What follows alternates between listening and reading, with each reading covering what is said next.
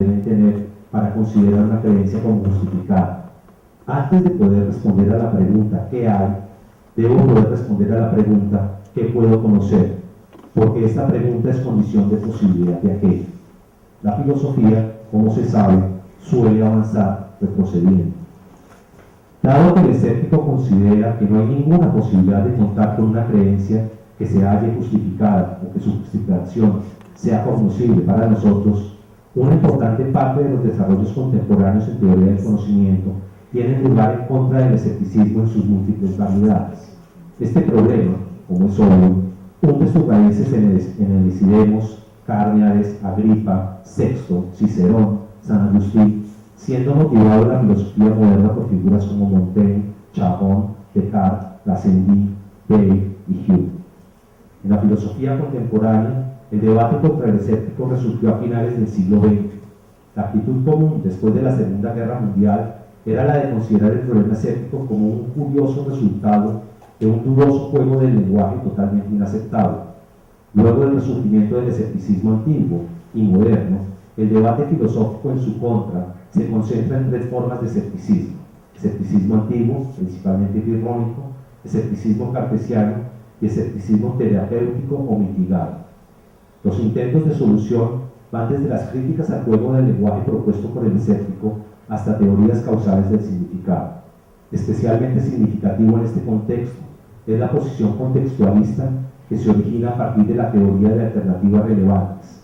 Según esta teoría, un sujeto sabe que P si puede excluir las posibilidades en contra que son relevantes y no todas las posibilidades contrarias, como sostenía el escéptico. El contextualismo defiende entonces que los criterios de justificación epistémica varían de contexto de emisión en contexto de emisión. Las críticas más usuales contra esta posición son, en cierta medida, las mismas que las realizadas por los dogmáticos al relativismo de Protágoras. El problema de la estructura de nuestro sistema de creencias es otro de los temas que está presente en el debate contemporáneo. La disputa entre fundacionistas y coherentistas hace que el problema de la justificación tenga lugar en la teoría del conocimiento bajo la forma de qué tipo de relación de soporte epistémico hay entre las creencias que un individuo tiene y qué se requiere para poder considerar una creencia como justificada. Tanto desde la perspectiva coherentista como desde la fundacionista, la relación de justificación que se da entre las creencias de un sujeto epistémico se considera como transitiva. Si P justifica Q y Q justifica R, entonces P justifica R. Pero, mientras la relación de justificación para el coherentista es simétrica, ella es asimétrica para el fundacionista. Análisis contemporáneos de la relación de justificación permiten hablar de creencias o conjuntos de creencias justificados aunque falsos. La afirmación anterior implica que una creencia que está justificada puede ser falsa y que una creencia que está justificada en virtud de otra creencia que es verdadera puede ser falsa. Por lo tanto, ni la justificación garantiza la verdad ni la transmite. Cuando se considera que la relación de justificación tiene esta característica, se habla de sistemas de justificación inductivos. La justificación permitiría aquí solo hablar de creencias que son probablemente verdaderas o de creencias que tienden hacia la verdad. Cuando por el contrario, exigimos que una proposición justificada sea siempre verdadera y que una proposición justificada en virtud de una proposición verdadera deba ser también verdadera, hablamos de sistemas de justificación deductivos. Un caso típico de sistema justificatorio deductivo lo constituye Descartes. El fundacionismo se discutió por lo menos desde Aristóteles. La solución fundacionista al problema escéptico consiste básicamente en considerar que una creencia está justificada si se apoya en una creencia básica o si ella pertenece al subconjunto de creencias básicas que da apoyo a las demás creencias. Las creencias básicas, por su parte, se encuentran justificadas si ellas se justifican por algo que no es una creencia, digamos por medio de datos sensoriales, o si ella es autojustificada. La posición del fundacionismo no es la del dogmático, estipulando simplemente que una creencia se encuentra justificada porque sí. El fundacionismo explica, a diferencia del dogmatismo, cómo y por qué algunas creencias están justificadas de forma no inferencial. La posición coherentista de la justificación también fue analizada por los filósofos antiguos y medievales bajo la forma de la literal L o círculo. Sin embargo, fue considerada en la mayoría de los casos como inaceptable, dada la circularidad de la argumentación. Según el coherentista, la estructura de nuestras creencias es como la de una red en las que las creencias dan apoyo epistémico unas a otras. El coherentista parece violar dos principios intuitivos de nuestra noción prefilosófica de justificación, el principio de asimetría y el principio de prioridad epistémica. El principio de asimetría mantiene que si una creencia P justifica una creencia Q, no puede darse el caso de que Q también justifique a P.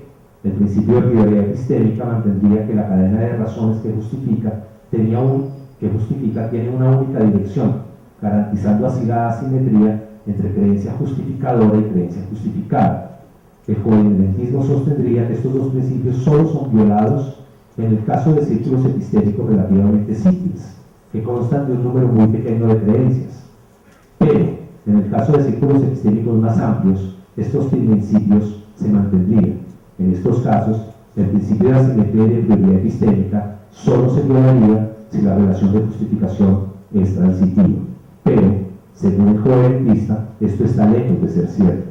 Sin embargo, incluso si el coherentista tiene razón y un círculo de razones no viola ni la asimetría ni el principio de asimetría, se presenta el problema de que la coherencia de creencias por sí solo no constituye ninguna garantía de que el sistema de creencias así justificado sea verdadero. Para ello, basta con disponer de genios malignos cartesianos que nos hacen creer coherentemente cómo es el mundo, con la única salvedad de que lo que creemos de forma coherente no es cierto. Otra forma del debate que ha sido desarrollada de forma contemporánea es la polémica entre internalismo y externalismo epistémico. La pregunta se presenta bajo la distinción entre lo que es suficiente para que un sujeto considere que una creencia está justificada. El internalismo sostiene que las razones que el sujeto aduce deben ser conocidas por él y que en rigor solo una creencia puede ser justificada por otra creencia. Para el externalismo, que toma diferentes posturas dependiendo de quién sea su defensor, la justificación puede darse así el sujeto epistémico carezca de razones por considerarse que se haya justificado. Los análisis en las teorías causales del conocimiento y de la justificación se dan en este debate. El externalismo epistémico, sea bajo su forma causal o bajo su forma semántica, es hoy una de las posiciones más debatidas. Porque se considera que el escepticismo, en su versión moderna, solo es compatible con un internalismo epistémico. Sin embargo, posiciones contemporáneas objetan esto y consideran que el problema alude más a las condiciones de responsabilidad epistémica que debe acompañar un sujeto para afirmar que sabe algo. He intentado ofrecer un panorama muy esquemático del debate contemporáneo en el área de teoría del conocimiento.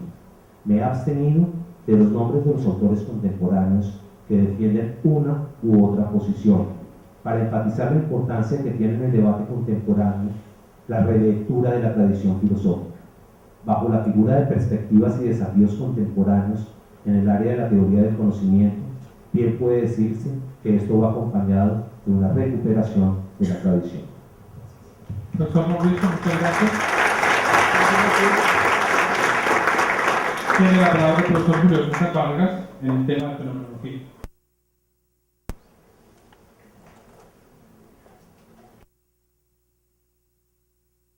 En la carta de invitación a este panel, el jefe de departamento, profesor Luis Humberto Hernández, nos solicita presentar panorámicamente hacia dónde va nuestra respectiva área de experticia. Ante la magnitud de la tarea, procediendo fenomenológicamente, prefiero abordar el tema en primera persona desde mi perspectiva. De antemano aclaro que no me interesa hacer ni un elogio ni una apología de la fenomenología. No me interesa afirmar que de Heidegger y de Gadamer siguen vigentes, presentar en dónde y cómo se trabaja la tradición fenomenológica y hermenéutica. Tampoco me interesa mostrar las áreas de la filosofía donde la fenomenología ha sido especialmente fructífera, ni su relación con las ciencias. Me interesa, sí, reflexionar sobre el sentido del trabajo filosófico fenomenológico en la actualidad. En el último periodo de su pensamiento, Husserl sostiene una tesis que a primera vista parece descabellada, ingenua. Afirma que el filósofo es funcionario de la humanidad. A primera vista, la frase parece inverosímil, pues quien se cree en disposición de ofrecer algo importante a la humanidad, quien se siente el nuevo Aristóteles, el cambio ya fracasó. Sin embargo, para aclarar el sentido de esa expresión, acudo a un literato que dijo algo semejante. En el discurso de recepción del Premio Nobel en 1959, Albert Camus empezó diciendo que la tarea de su generación no era aportar algo nuevo a la tradición, al mundo, sino evitar que el mundo se derrumbara. De inmediato surge la pregunta: ¿cómo puede pretender un intelectual, filósofo, literato, artista contribuir a que el mundo no se vaya a pique?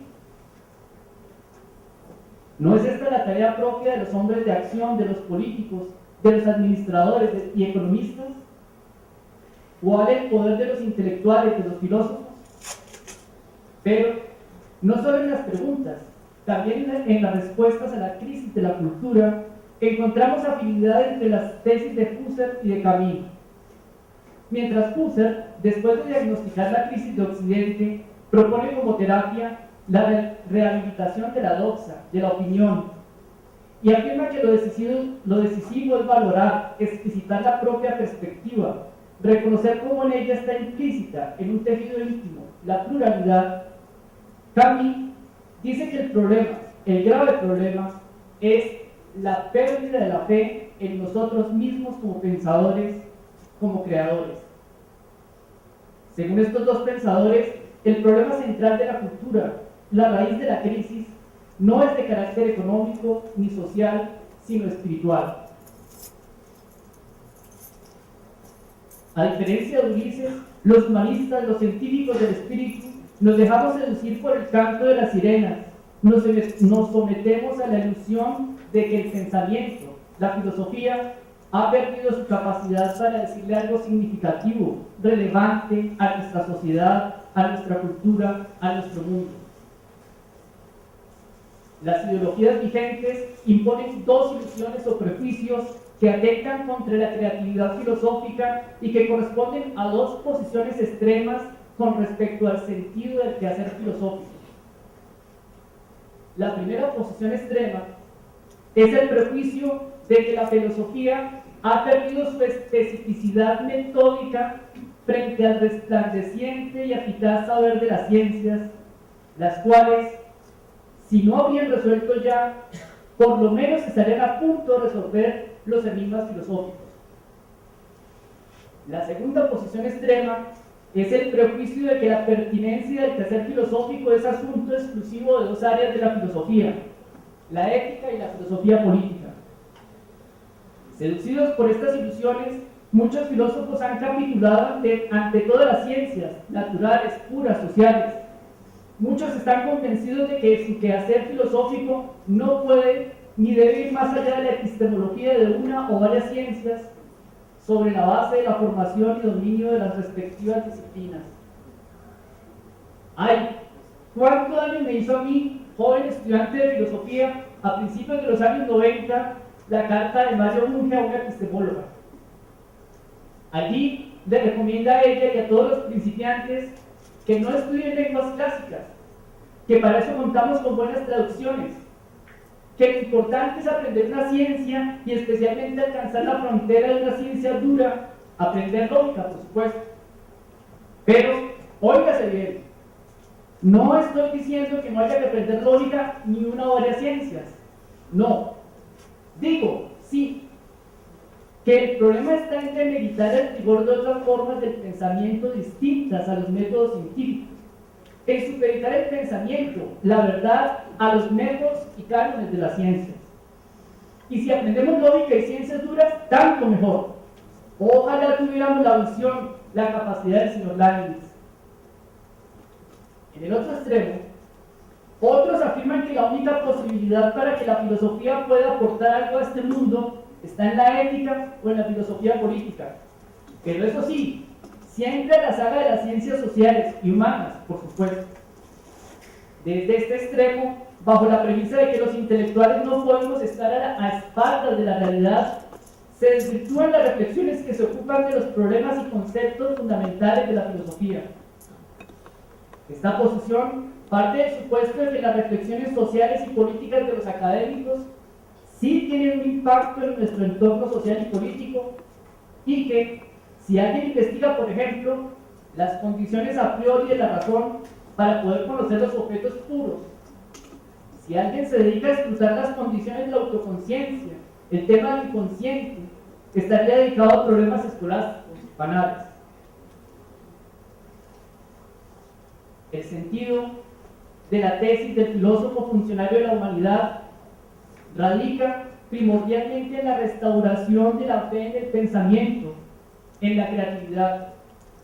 Ser creativo no significa decir siempre algo nuevo, deslumbrante, producir la nueva crítica a la razón pura. Ser creativo significa primordialmente expresar por sí mismo, con la voz que nos ha sido dada, lo mismo de siempre, los problemas y respuestas de la tradición. Quizás la ausencia de grandes obras del pensamiento filosófico en nuestro medio se debe, entre otras razones, a que poco creemos en nuestras posibilidades.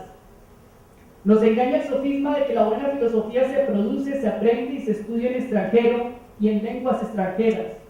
Allá en diálogo directo con Habermas y con Apple, con Taylor y con Hodel. No obstante, si dejamos de poner una medida externa, si dejamos de valorar nuestro trabajo por los criterios de visibilidad impuestos por las ideologías dominantes, si seguimos desarrollando comunidad académica, muy seguramente los talentos de nuestros estudiantes y los nuestros florecerán aún más.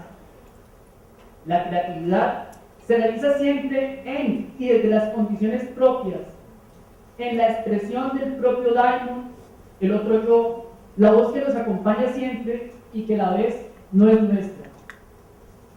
Ante un mundo que idolatra la imagen, la apariencia, la visibilidad, los pensadores producen sus obras en la región de lo invisible, privada. No en vano los grandes filósofos se toman su tiempo, varios años, para escribir sus obras, y en muchas ocasiones su legado inédito trasciende sus escasas publicaciones. Las denominadas obras clásicas del pensamiento nunca fueron bestsellers ni escritas para ascender en el escalafón ni para ganar fama de genios.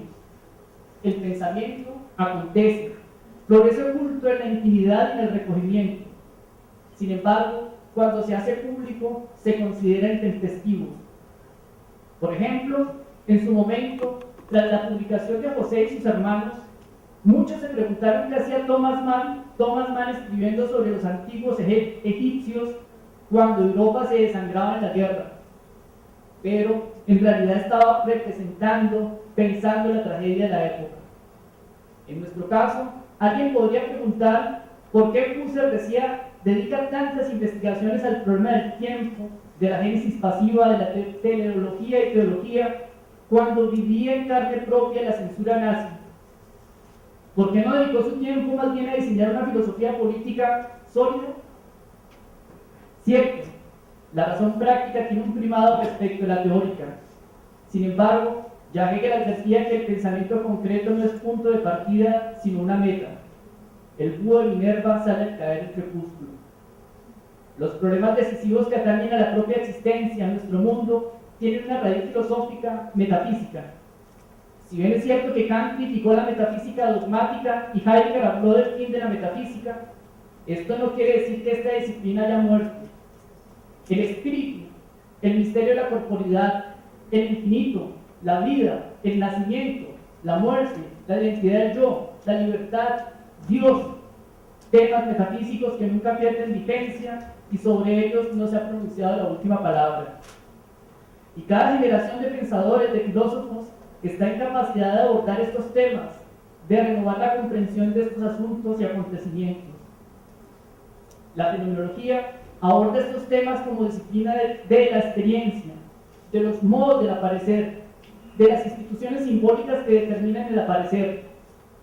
Plantea la pregunta por el tiempo, el infinito, el inconsciente, la relación entre el aparecer y lo que aparece, si es que aparece y cómo aparece. La fenomenología está siempre atenta a la manera como se renueva el sentido.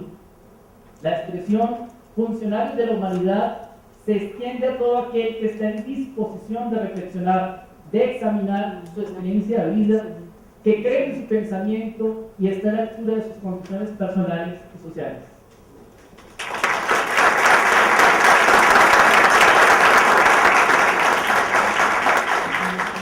Bueno, muchísimas gracias a nuestros panelistas. Ahora vamos a interactuar y abrir el debate al público y a los profesores también que nos acompañan esta tarde. Yo a las preguntas solamente pues, las pueden hacer oralmente, pero sí les quisiera pedir un favor de que no hiciéramos preguntas conferencia. Entonces, por lo menos, máximo 2 minuticos por pregunta, si es que quieren ambientar la pregunta o algo por el estilo, para darle participación a todos.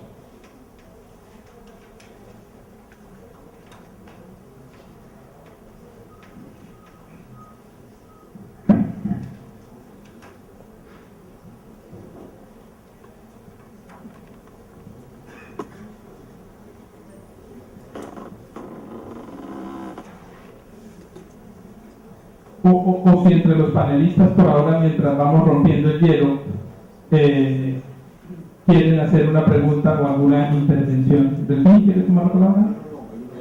Ah, sí. Una pregunta básicamente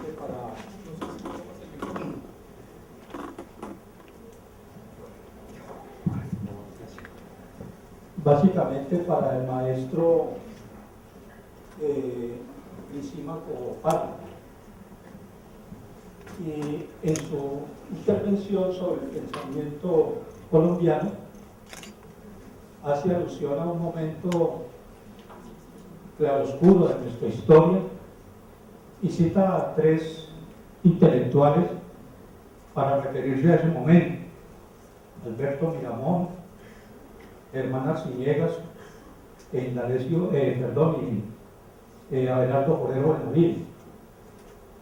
La inquietud que me suscitó su intervención es dejar de lado, no solo frente a ese momento, sino frente a circunstancias particulares de nuestra historia, de nuestra realidad, de nuestra complejidad, de pensadores colombianos, algunos de ellos muy singulares y significativos, y yo diría, por ejemplo, algunos de ellos: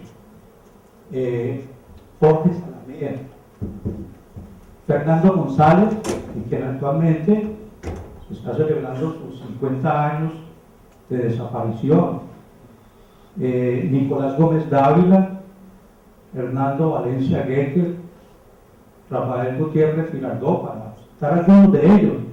Es decir, me llamó la atención esa omisión en la denominación, en la particularidad de su conferencia, de su exposición del pensamiento colombiano. Muchas gracias. Muy amable. ¿Tiene la palabra?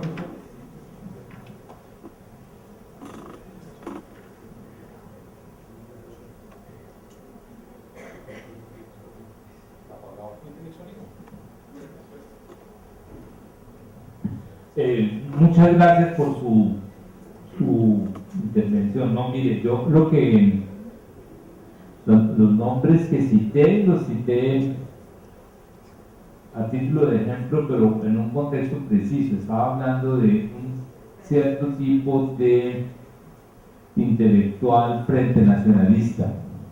Estaba diciendo eso, que quizás se podría hablar de un intelectual frente nacionalista. Por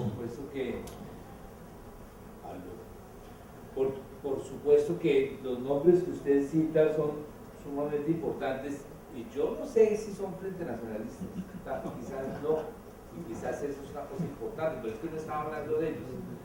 Estaba hablando, digamos, de una vertiente de intelectuales que con su labor, y temo ser injusto, pero que con su labor finalmente desprestigiaban el objeto de estudio. Era lo que pretendía ilustrar.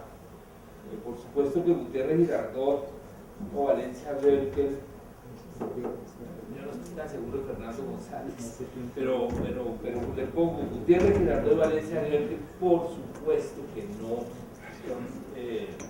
se ajustan a la caracterización que hacía de esos intelectuales.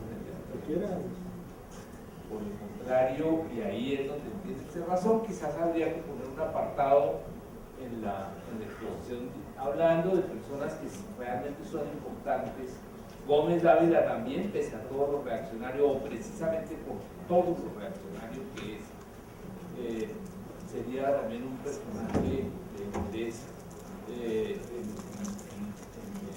digamos, en la recuperación de la dignidad de ese violento, preocuparse de cómo se ha pensado acá.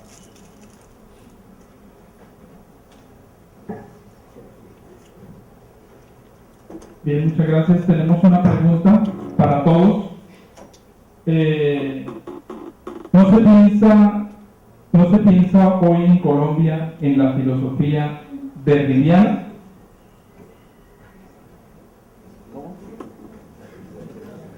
Pregunta que nos llega a la mesa, la casa de pasar del profesor Delfín, dice así: ¿no se piensa hoy en Colombia en la filosofía derridiana?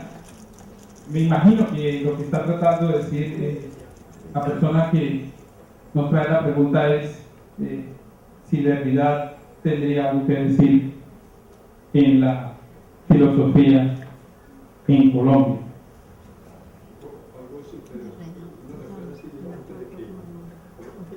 En Colombia tenemos uno de los máximos derridianos de Hispanoamérica, que es Bruno Mazzulli. Entiendo que trabaja actualmente en Bogotá, ya se pensionó en la Universidad de Nariño, y sí, pues no es un movimiento muy fuerte, no hay mucha gente que yo conozca estudiando Derrida, pero creo que tenemos un representante importante, y supongo que las áreas de literatura, crítica literaria, se está tratando más de Derrida que en filosofía, por lo menos así sucede en Estados Unidos.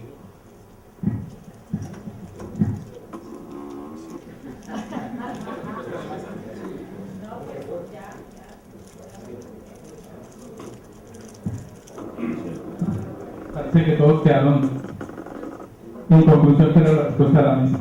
¿No se alguna otra pregunta?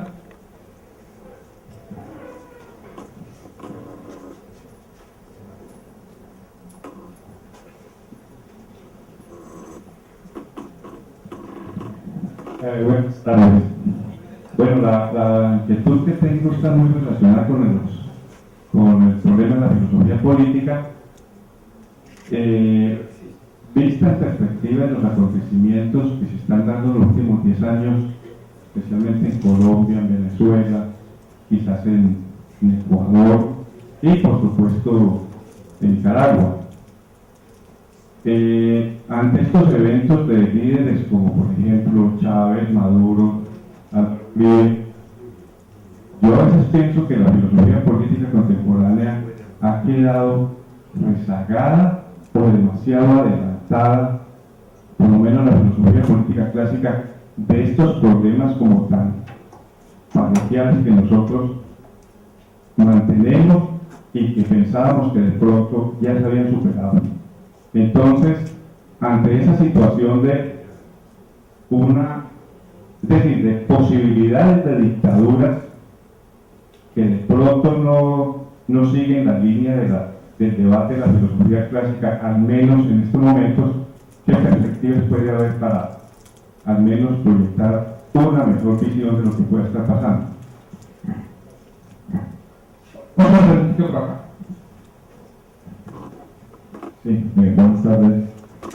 Mi pregunta es para el profesor Lissima Coparra, y es específicamente para que por favor nos ampliara su segundo punto o problema sobre el pensamiento colombiano referido al reto federal respecto a los diálogos de paz en La Habana. Gracias.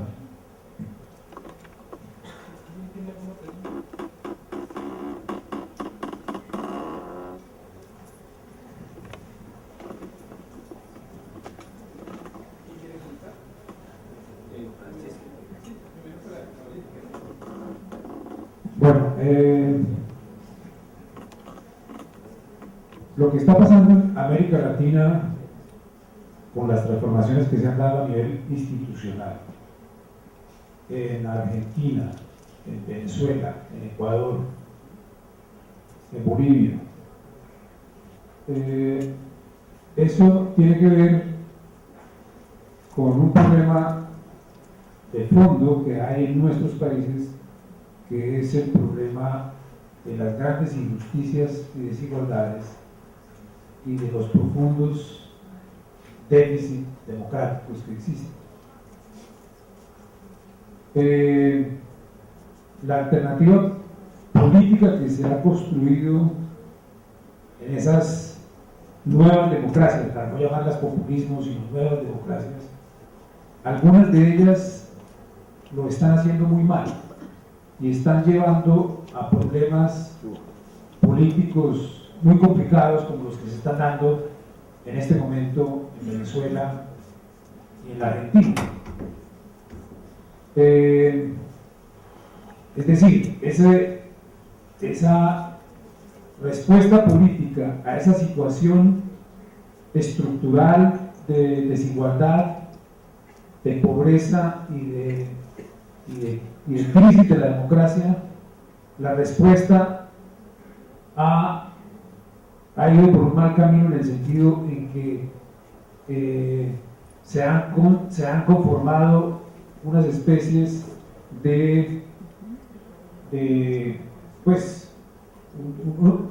se han desarrollado esa figura del líder carismático que ha terminado eliminando las relaciones estructurales entre los poderes y que ha terminado sometiendo el mercado y la economía a la política. Eso es muy grave para nuestros países, aunque la posible alternativa podría haber sido interesante, de la manera como se ha hecho es absolutamente negativa.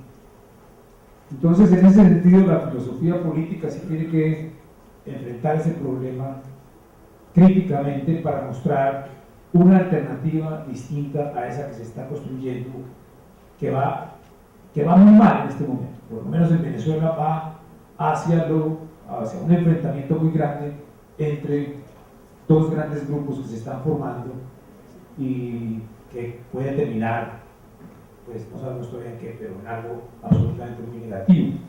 Y lo mismo la situación en la Argentina también, pues es tremendamente problemática en la medida en que la economía se está yendo atrás y la situación política es similar, es decir, es un dominio de un grupo hegemónico que se ha consolidado en el poder, que son los Kirchner, y que someten a una dirección ideológica tanto a la sociedad como a la economía, con consecuencias muy negativas.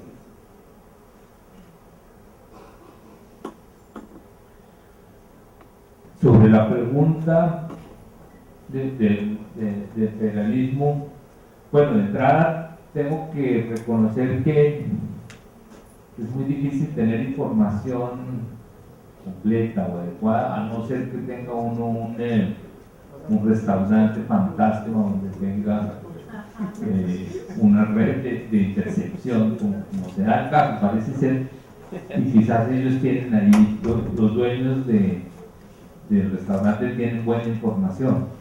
Bueno, yo no tengo el restaurante, no tengo la información. Con esa salvedad, de todas maneras, uno puede pensar cosas. Hay conceptos de las FARC que son muy ambiguos, no sé realmente qué alcance tenga ese de comunidades campesinas, la autonomía para comunidades campesinas, digamos, ese es un concepto que en toda su ambigüedad, de todas maneras, me pone a mí a pensar en algo por el estilo, con un diagnóstico que yo hago, que es muy discutible, por supuesto, y es que mientras el establecimiento piensa que está haciendo una concesión, un perdón a las FARC, diciéndoles, entren aquí, las FARC creo que no están pensando que van a ser perdonadas, pese a que renuncien al empleo de la Fuerza Armada, digámoslo así. Pese a que existe esa renuncia, de todas maneras hay un control político regional que me parece que es muy fuerte. No son, por supuesto, los únicos.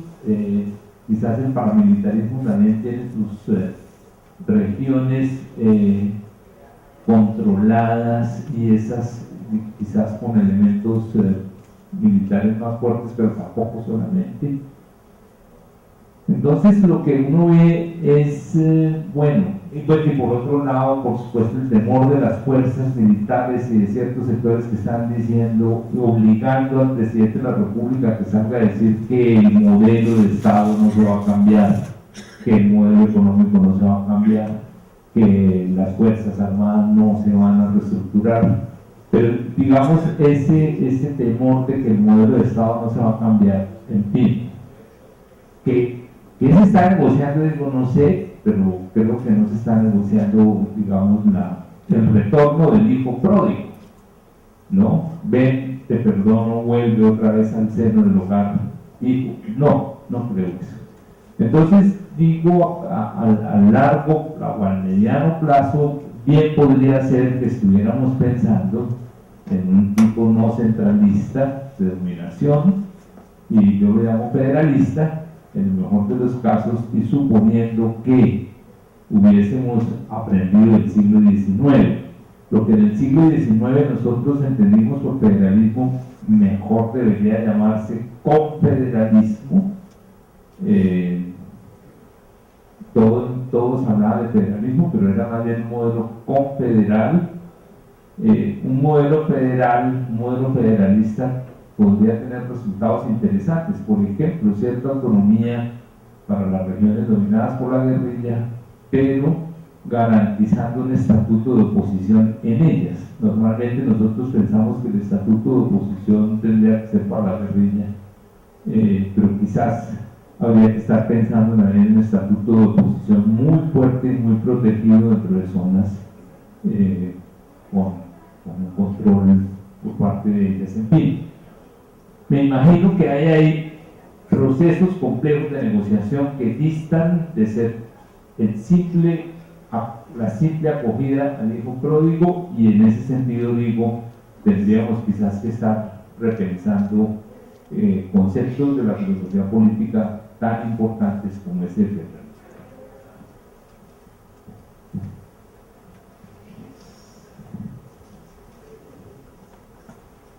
¿Habrá alguna pregunta más?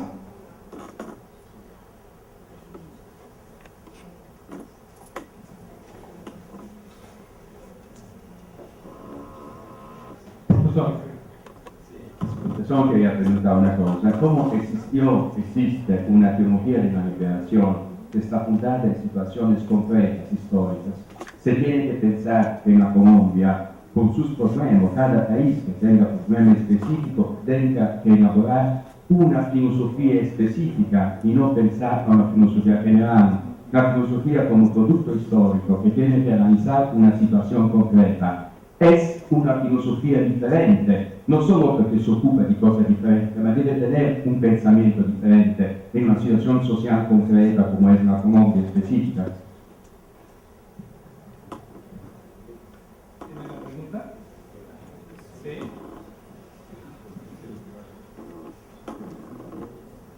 No, yo no tengo problema con eso, simplemente digo, es un planteamiento que tiene muy rápidamente reconocibles una serie de presupuestos de tipo religioso, y yo digo, pues definitivamente tendríamos ya que aprender que aunque no tuvimos guerras de religión, las guerras de religión quizás enseñan de manera muy fuerte que los acuerdos no se pueden buscar, los acuerdos, incluso acuerdos provisionales, no se pueden buscar en principios o en fundamentos religiosos, porque es que ahí parece ser que son particularmente álgidos los conflictos y casi que imposibles los acuerdos.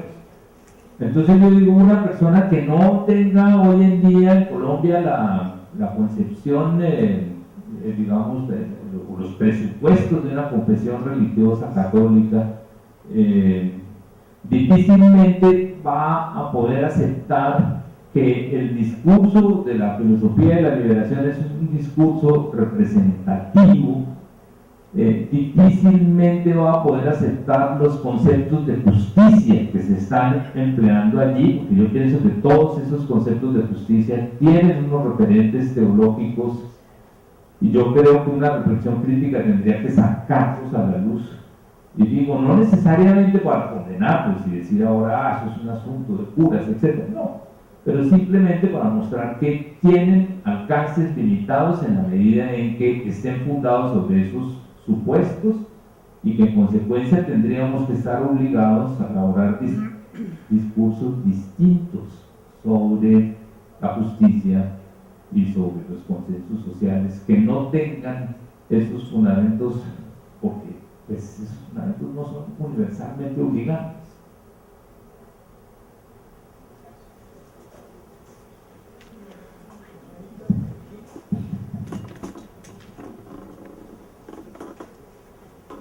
Yo creo que ya última pregunta para terminar nuestro debate. Buenas tardes. Hablando de cosas específicas, para mí como docente de secundaria ahora y frente a los desafíos que ustedes plantean para la filosofía, me parece preocupante una cuestión que ha introducido Níquez ahora de fusionar el área de filosofía con el área de lenguaje. Entonces, me parece que sería digno de preguntarse hoy en Colombia para qué formamos licenciados en filosofía, para secundarias y la filosofía ya no la va a hablar de Níquez directamente, o por lo menos no creo que haya hablado de 2000 años de historia de la filosofía en una fusión que están haciendo con el lenguaje, y esa prueba la van a presentar los del calendario el próximo agosto. Entonces, ¿qué sentido tiene seguir formando licenciados para secundaria en un contexto así? Una pregunta muy pertinente. De todas maneras, el caso de México, por ejemplo, que elimina la filosofía en secundaria, o ya también de España. Entonces, para la mesa. Ahí es donde no responden los filósofos. Yo creo que nadie quiere esto también y la verdad es que tampoco conocemos ese proyecto. Yo no sabía que había un proyecto para funcionar filosofía con el lenguaje. Lo que sabemos es que en todo el mundo cada vez hay menos espacio dedicado para la enseñanza de la filosofía y que a largo plazo eso implicará que tendremos que cerrar o buscar otra fuente de trabajo.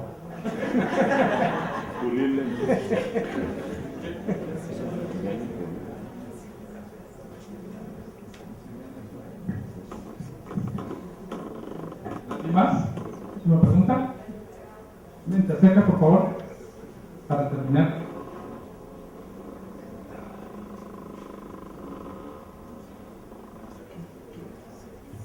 Buenas tardes. En cuestión de que los actos son dependientes de los pensamientos, me llega a la conclusión de que la política tiene que ver con el pensamiento interno de las personas. Y en esa parte donde dice que el otro yo, me creo, ¿no? Que es esa parte donde ese es el que no quiere salir, digamos, nuestra propia personalidad. Entonces creo yo que el otro yo debería sacar personas que quieran aprender la filosofía, y si la desaparecen, pues al final de cuentas es saber cómo se crean las cosas dependiendo de los actos que salen de los pensamientos. Yo no sé si la mesa tenga algo que decir.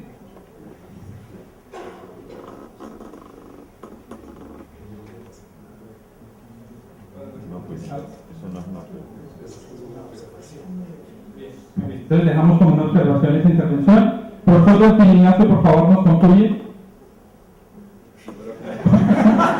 Usted diga la misma conclusión de siempre, que los filósofos nunca se ponen de acuerdo. Sí, la conclusión es esa. Nuevamente siempre la filosofía no es un conocimiento, no es una disciplina de saberes organizados. Yo digo que es ante todo un debate, y retomando un poco el espíritu de la intervención de Mauricio Zuluaga, es un debate donde los clásicos, donde los muertos gozan de muy buena salud.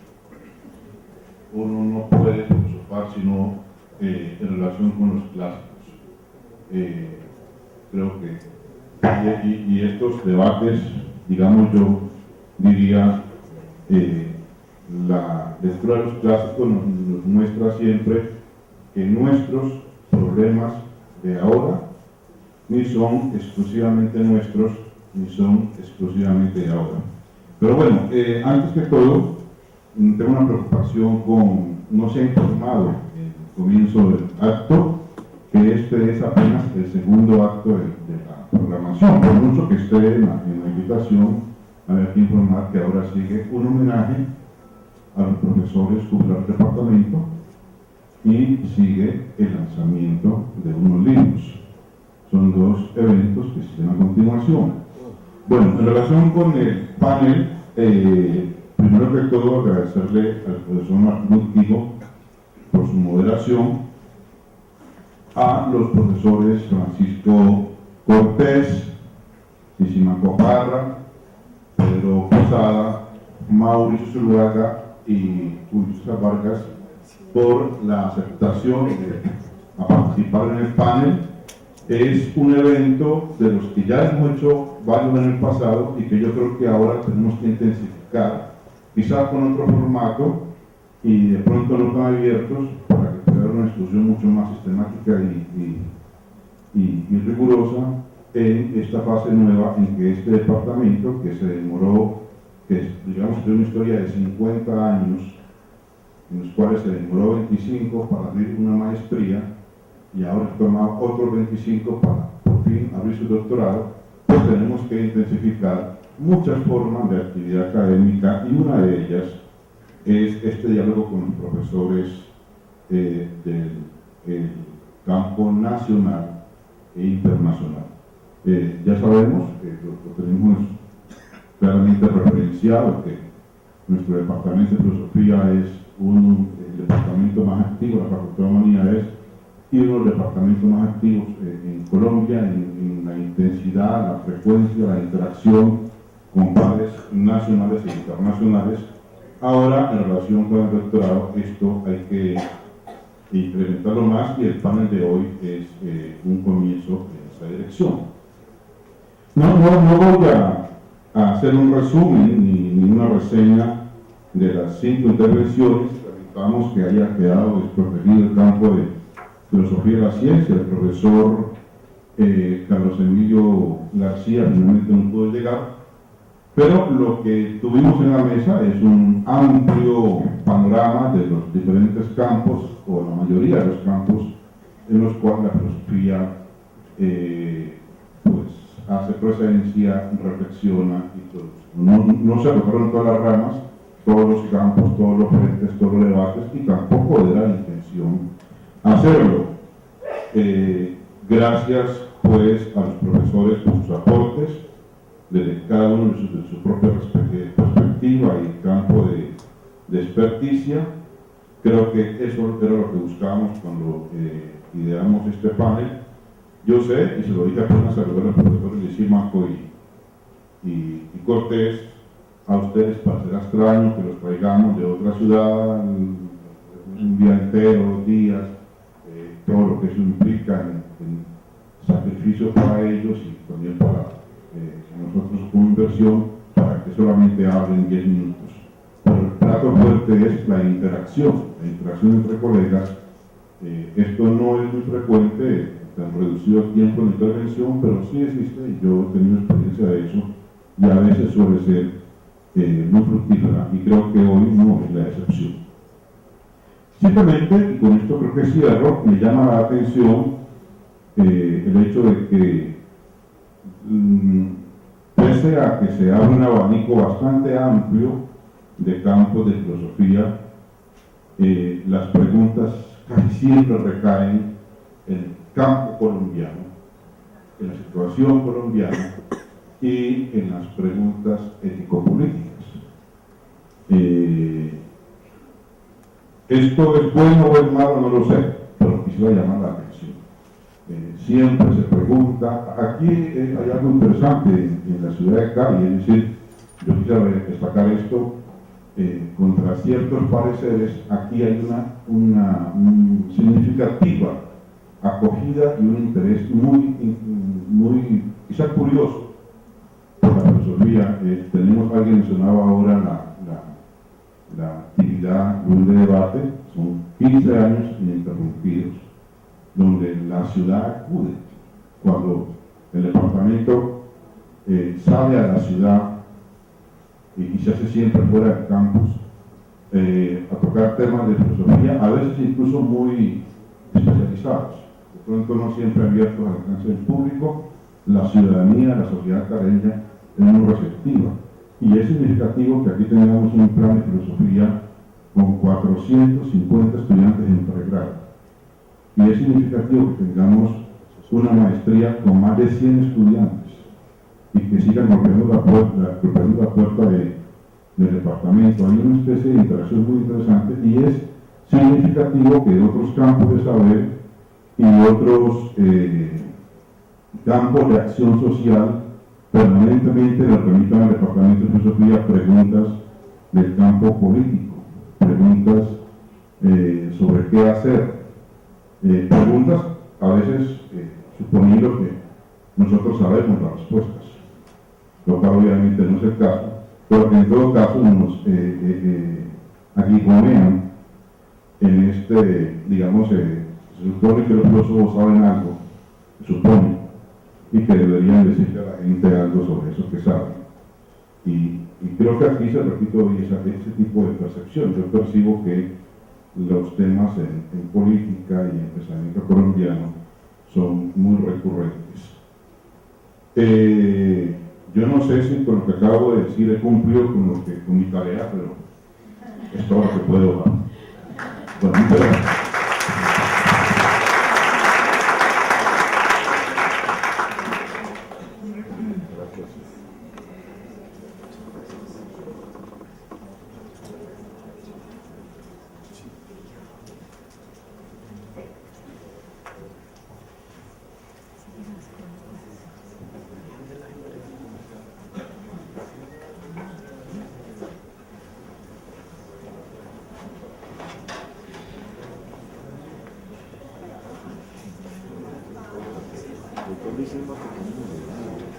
¿Tengo buena memoria o no?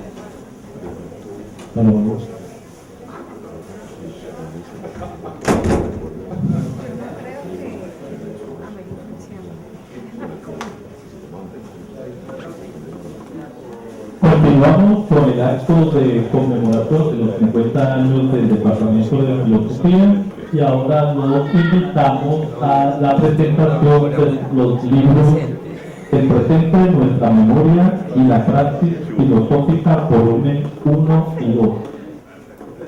Invitamos a los siguientes profesores a que nos acompañen en la mesa principal. Profesor Luis Humberto Hernández Mora, jefe del Departamento de Filosofía de la Facultad de Humanidades. Delfín Ignacio Grueso Vanegas, coordinador de posgrados en Filosofía de la Facultad de Humanidades. Mauricio Zuluaga Cardona, director del programa académico de Filosofía de la Facultad de Humanidades. Omar Díaz Saldaña, docente del Departamento de Filosofía. Y el profesor William Álvarez Ramírez, docente del Departamento de Filosofía.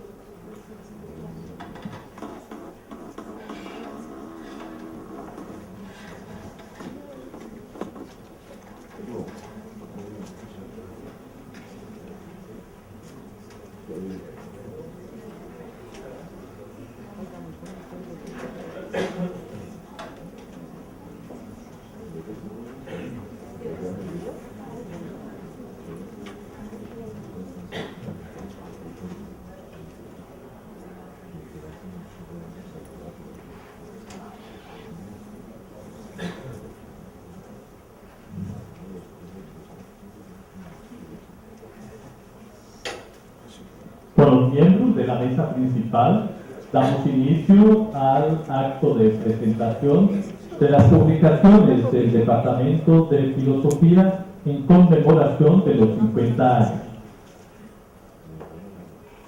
Presentamos el libro El presente de nuestra memoria a cargo del profesor Tomás Díaz Saldaña, docente del Departamento de Filosofía.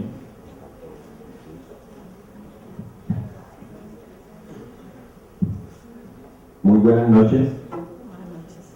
Para mí realmente es un honor presentar el libro El presente de nuestra memoria, el presente de nuestro pasado, si se quiere, porque es un homenaje a los colegas que contribuyeron decididamente a la construcción del Departamento de Filosofía.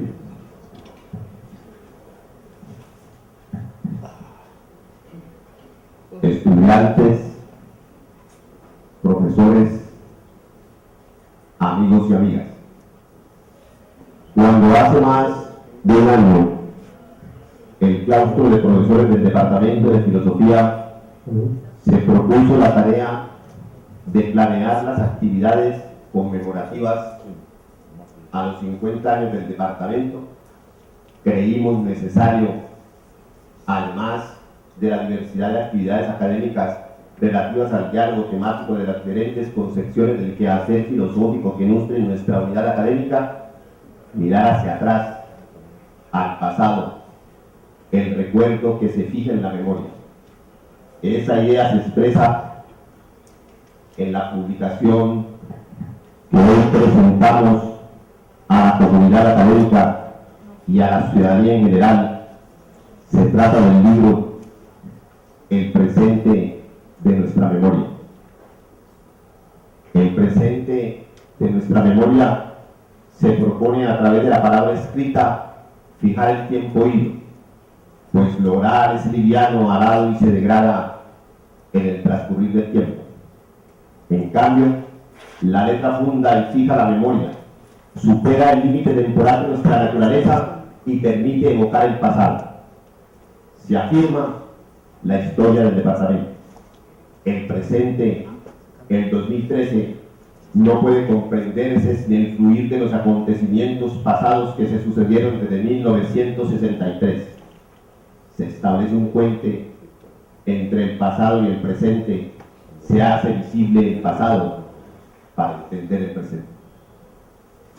El presente de nuestra memoria se cristaliza mediante el diálogo con un grupo de profesores jubilados del departamento y del recuerdo de la memoria de uno de ellos expresados mediante una semblanza vívida de su actividad filosófica. Mediante una serie de preguntas se da un diálogo que permite bosquejar en cada uno de los entrevistados cómo fue su primer contacto con la filosofía, el sentido y significado de su vocación. El diálogo permite además ver cómo su formación se nutre de la tradición filosófica y de la cultura en general y nos permite apreciar la importancia de la filosofía y el contexto del trabajo filosófico en el departamento. Otras preguntas se orientaron a los problemas generales del desarrollo de la filosofía hoy, de su importancia en la formación del pensamiento humanista, para finalmente abordar la tarea del balance del trabajo filosófico de cada uno y del magisterio de la enseñanza de la filosofía.